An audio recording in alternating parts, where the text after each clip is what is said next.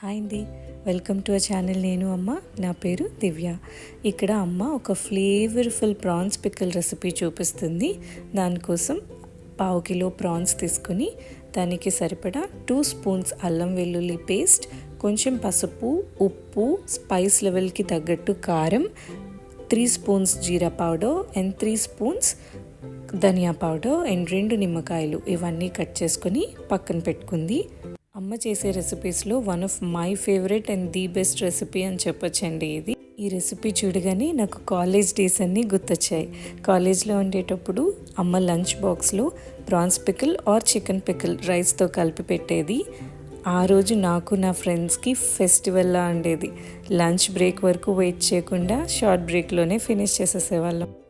ఇక్కడ ఆయిల్ ఏం వేయకుండా ప్యాన్లో డ్రై రోస్ట్ చేసుకొని పెట్టుకుంటుందండి. ఉప్పు పసుపు వేసి ప్రాన్స్ని ఒకసారి వాటర్ అంతా కంప్లీట్గా పోయే వరకు డ్రై రోస్ట్ చేసి పెట్టుకుంటే మన పికిల్ నిలువ ఉంటుంది.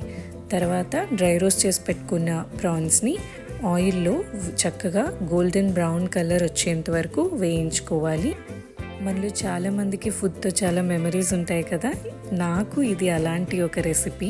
ఈ రెసిపీ చూడగానే నాకు కాలేజ్ మెమరీస్ అన్నీ గుర్తొచ్చాయి. ట్రస్ట్ మీ, ఫుడ్ వల్ల కూడా స్ట్రెస్ పోతుంది. మనకి నచ్చిన ఫుడ్ ఎప్పుడైనా వేడి వేడి అన్నంలో కలుపుకొని తింటే ఫేస్లో ఆ చిరునవ్వు వస్తుంది కదా, దాంతో స్ట్రెస్ కంప్లీట్గా పోతుంది.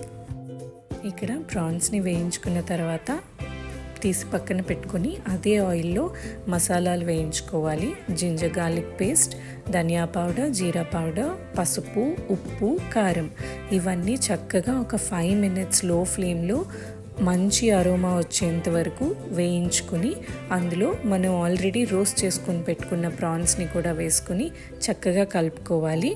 అంతా బాగా మిక్స్ చేసుకున్న తర్వాత పూర్తిగా చల్లారాక ఒక 2 నిమ్మకాయల నిమ్మరసం కూడా కలుపుకొని పెట్టుకుంటే మన ప్రాన్స్ పికిల్ రెడీ అయిపోతుంది. అండ్ చాలా బాగుంటుంది. వేడి వేడి అన్నంలో ఇది కలుపుకొని తింటే మన మెమరీస్ అన్నీ గుర్తు రావాల్సిందే.